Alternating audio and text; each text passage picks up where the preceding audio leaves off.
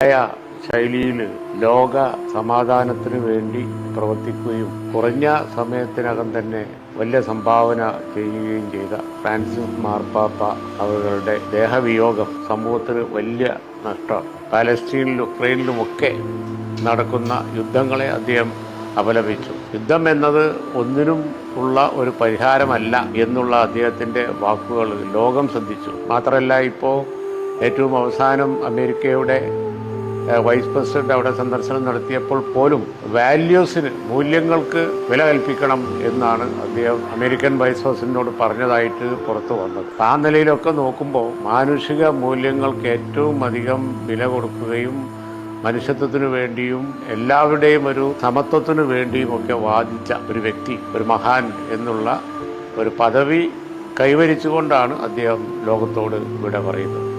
Francis മാർപ്പാപ്പ ഈ അടുത്ത കാലത്ത് ഞങ്ങളുടെ പ്രസിഡന്റ് സയ്യിദ് സാദിഖ് അലി ശിഹാബ് തങ്ങൾ സന്ദർശിച്ചിരുന്നു. അതൊരു അപൂർവ സന്ദർഭം ആയിട്ടാണ് തങ്ങൾ പിന്നീട് പ്രതികരിച്ചത്. വലുപ്പ ചെറുപ്പമില്ലാതെ എല്ലാവരെയും സ്വീകരിക്കുകയും അതുപോലെ തന്നെ അവരോടൊക്കെ സമയം ചെലവഴിക്കുകയൊക്കെ ചെയ്യുന്ന മാർപ്പാപ്പായുടെ രീതി അങ്ങേയറ്റം ആകർഷണീയമാണ് എന്ന് തങ്ങൾ പറയുകയുണ്ടായി. മതസൗഹാർദ്ദത്തിനൊക്കെ വേണ്ടി അദ്ദേഹം വലിയ സംഭാവന ചെയ്തു എന്ന് തന്നെ പറയാം. ആ വിയോഗം തീർച്ചയായും സമൂഹത്തിനൊരു വലിയ നഷ്ടമാണ് എന്നാണ് എനിക്ക് പറയാനുള്ളത്.